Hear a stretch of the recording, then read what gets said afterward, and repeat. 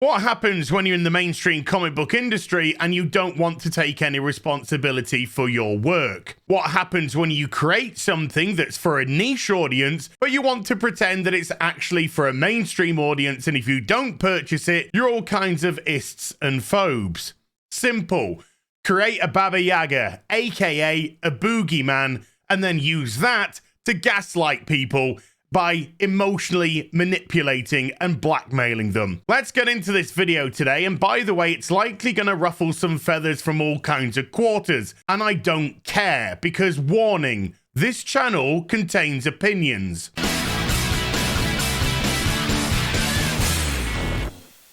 Hi everyone, it's Az here from HeelvsBabyface. Another day, another comic book creator in the mainstream decides to try and gaslight people and play victim.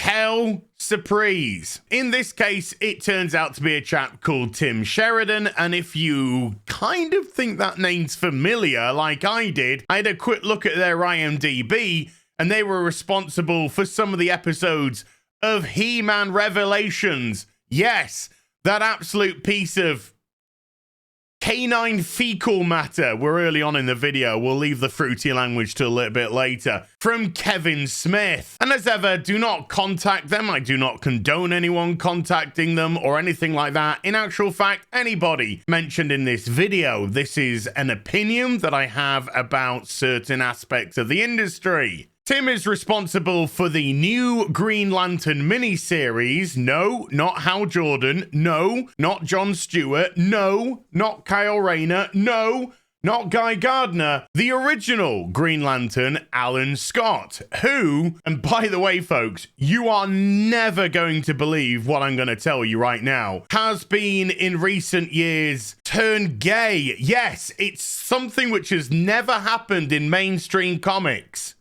at all, apart from every week, every comic, every book. Anywho, the miniseries centers around him being blackmailed about his homosexuality by J. Edgar Hoover. Yes, this is really tapping into the youth zeitgeist of...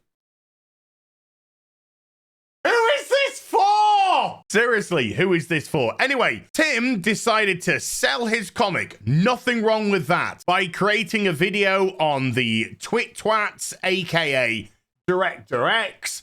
And so let's just have a listen to what he's got to say, because it gets a little bit weird. Hey, I'm Tim Sheridan, writer of DC's Alan Scott, the Green Lantern, and I just opened up a box of advanced copies of issue 1, which look amazing. This is the main cover, which also gets a virgin foil variant, and that's by the great and powerful David Talaski. There's Tim, I gotta say, if you stop right there, I'd probably give you a 10 out of 10. Unfortunately, you carry on talking. There's also 2 other amazing variants, one by John K. Snyder III, and this beautiful portrait by Nick Robles. I would just say on that, having 3 variants plus the newsstand on a 6-issue miniseries seems to be very excessive, but that is comics today. Let's carry on. I am here to ask you a favor. Okay.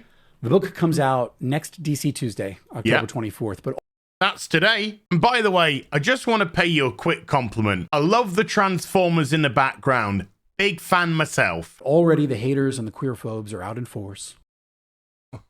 Oh, Tim, you did that thing I told you not to do. You carried on talking. Even if I was to give Tim the biggest benefit of the doubt here, I'd really like to know what qualifies as a hater to Tim. Does a hater constitute anybody that actually has a critical opinion of your work or what you're doing with the character? And also, what constitutes a queerphobe? Somebody who's vocal about being sick and tired of having characters that were established one way being sexuality changed to push a current day narrative? Somebody who's vocal about sick and tired of seeing every character now being sexuality changed, from Tim Drake, Batwoman, Alan Scott, Renee Montoya, Wonder Woman, Aqualad, Jonathan Kent. The list goes on and on. It's very boring and it's very lazy. So is that now constituted as a queerphobe? I'd be very interesting to see what Tim actually has to say about this. But of course, we won't ever get that qualification, because the qualification will most likely out Tim's agenda, which is he's creating a product for a very, very, very niche audience, and he's trying to palm it off as if it's some mainstream stuff, which it isn't. Doing everything they can to see that this book tanks. Tim, how are they doing everything that they can to make sure that this book tanks?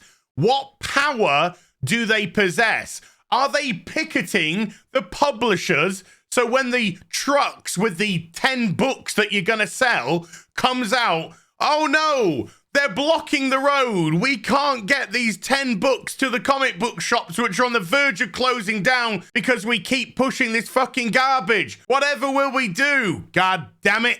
They're doing everything in their power to stop this book from coming out. Nobody is trying to stop this book from selling. The truth is, Tim, you know that you've created a book for an exceedingly niche audience, and it's most likely not going to sell particularly well because of that, on top of the fact you took an established character and sexuality changed them a few years ago to push a current day narrative. They use code and they make it sound like they have legit problems with a book they haven't read yet. They use code and they make it as if they have legit problems on a book they haven't read yet. True, it's a book they haven't read yet. Criticism is not code. Being sick and tired of sexuality changing characters isn't code. And there's nothing wrong with having those criticisms. I have yet to see anybody in the mainstream or anybody out of the mainstream come up with a legitimately strong argument for taking established straight characters and turning them gay. Has it worked in sales of comics? Tim Drake cancelled after 10 issues. Superman, Jonathan Kent, cancelled after 19 issues. They don't sell well because they're being pushed to a niche audience, and you're trying to co-opt established characters to push it more mainstream, but it doesn't wash because it's not appealing to that audience. That doesn't make them queerphobes or homophobes or istphobes, isms and whatever. It just means, and heaven forbid this might fucking offend some people, it just means it's not their preference. It's not their preference. But the truth is, they just don't like. You laughed after you said the truth is. By the way, that's a psychological giveaway that you're just about to lie. You're laughing because you know what you're going to say next is ridiculous. Okay, let's carry on. That there's a queer hero in the upper ranks of the DCU. Right, Alan Scott wasn't queer, but then was turned queer because that's the way that the industry works today. You're boring, you've got no ideas, you killed all the characters in the 90s, and here we are in the teens in the 2020s, and all you're doing is turning characters gay. It's boring, it's dull, people have seen it time and time again, get over yourself. The only way we can shut these people down is to make this book an undeniable success. It's not going to happen because you don't have the audience. And do you know something else, Tim, which is probably going to sting you quite a bit? The audience that you're trying to appeal to don't even buy the books. They fucking steal them. They pirate them online. We've seen people plenty of times come at the queerphobes and all that sort of stuff. And when they're challenged to show off their comic book collections, they can't. When they're challenged to show off their digital collections in Comixology or wherever, they can't. Do you know why? They nick them. They steal them. They pirate them. They don't put any coins into your pocket. They don't put any weight behind that character. And that's why they fail. If these things were legitimate in terms of a demand, then the books would sell. But we've seen time and time again that they don't because there is no demand. Because you're pushing to an exceedingly niche audience. The only way to prove to all the big publishers that there's a huge market for authentic stories about LGBTQIA plus characters. Tim, there isn't. I'm not trying to be cruel here either. I'm really not. But there isn't. You can't take 3% of the populace as said and then try and find who's interested in comics in that. Comics aren't selling anyway. So when you have such a minuscule audience to try and tackle, there isn't a big demand for it. It is fabricated, and it's been fabricated by your side. And I'm not saying that there's no room for any of these stories. Of course there is, and nobody is actually trying to prevent you from creating them, but you must have a realistic expectation as to exactly who is interested in them. And I'm sorry, Tim, but there isn't a massive demand. There hasn't been, and there most likely will never be, due to the legit small minority that exists there. And that these stories are for everyone is to buy the heck out of books like this. Tim, you just contradicted yourself. You can't just say that there is a huge demand for alphabet stories and that they're for everyone. They're not. This one's only 6 issues, and each one has a few variants. So I'm asking, if you have the means, buy them up. Buy extras to give to people you think really need to read it. Now, you might say this sounds like a great way for Tim Sheridan to make a bundle in royalties. Well, no, I won't make a penny because every single royalty I receive from these 6 issues will go straight to a charity that's very important to me and that I've supported for a long time, the Elton John AIDS Foundation, which works to prevent HIV stigma and provide compassionate care for all communities. That's very commendable of you, Tim. I myself have given money to the Terence Higgins AIDS Trust before in the past. However, that's not going to have any effect on sales whatsoever. I am asking you to join the Corps. If you care about truth and justice, about shining a light in the darkness. Okay. If you think comics are and should continue to be for everyone, or if you just want to force these Comicsgate trolls back under the bridge they crawled out from.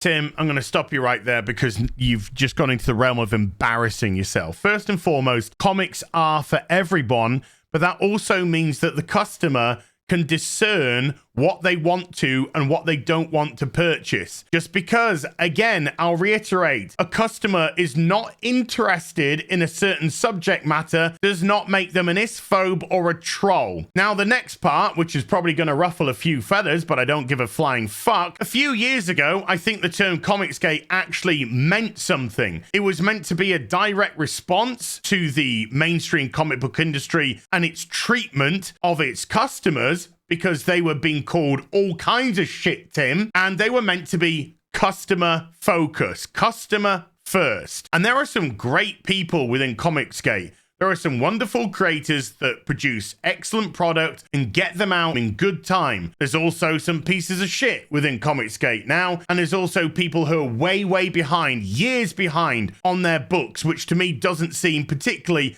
customer focused at all. I think that term has lost its way. And people who are buying from Comicsgate creators, I think are more buying from the person than the fact that it's Comicsgate. I don't think that word actually means anything, at least not to the regular person, but I think it means a lot to the mainstream comic book industry. The fact that you're even mentioning Comicsgate in 2023 shows exactly how broken and lost you are. And I know for a fact that there are people going around New York Comic Con from the mainstream comic book industry asking creators whether or not they were Comicsgate or Comicsgate sympathizers. Why? Because it's the mainstream comic book industry that needs Comicsgate. You need that terminology because you need it as a boogeyman. You need it to keep your writers and artists and people like that in check. Use it as a threat that if they step out of line, then they'll be gone. You also need it as an excuse to justify and validate your ideology. But of course, when you don't want to take responsibility for the dog shit that you put out, you create or latch on, in this case, to a boogeyman, a Baba Yaga. And the Baba Yaga term in this case is Comicsgate. The sales of your book, Tim, will have nothing to do with Comicsgate whatsoever. They will have everything to do with the actual interest in your story. Now, if you were a man and you could man the fuck up, then you would let your work speak for itself. But what you're saying here shows that you're not, and you don't have that fortitude, and you want to blame it on everything but the body of your work. Please support our book. No. And send a message that the bullying and the lies and the hate have to stop. Sorry, what lies? What are the lies, Tim?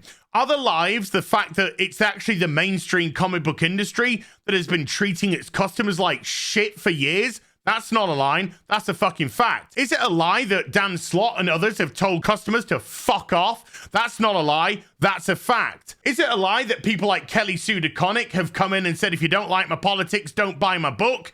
And they didn't, and their book fucking failed miserably time and time again? That's not a lie. That's a fact. Is it a lie that the comic book industry has been taking established straight characters and sexuality changing them to push an agenda and then use that as some sort of blackmail or virtue currency within their own group? That's not a lie. That's a fact. It's the comic book industry that have been treating their customers like shit. and not vice versa. So stop this fucking gaslighting, grow a set of fucking testicles, and become a man and take some responsibility. But you won't, because you're full of fucking cowards from the top to the bottom. And that's why all your books keep fucking failing. And that's why this is a mini-series and not an ongoing series, because there's no faith in the product which has been pushed out by the mainstream. Lies. Bullies. You're the liars. You're the bullies. You're the people that have taken these beloved characters and destroyed them for your own ideological reasons, because you got no creativity and you've got no ideas. And the reason why is because you hire people based on their fucking ideological stance or what optics they can provide, and nobody is thinking about character and story first. And that's where you're always gonna fail. Everyone deserves to see themselves in comics. No. No, they don't. Not if it compromises the story and the characters.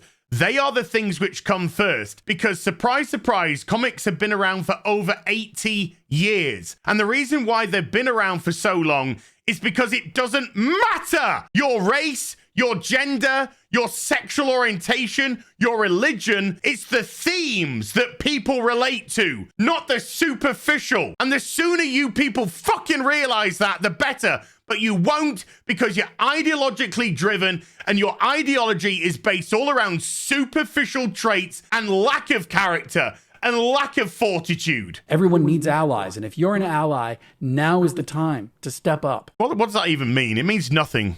We outnumber them, so No, 97% vastly outnumbers 3%. let's pool our power, vote with our wallets, and beat these assholes. Add as many of these 4 variant covers for Alan Scott, the Green Lantern, to your pull list No. today. No. Pick them up in store No.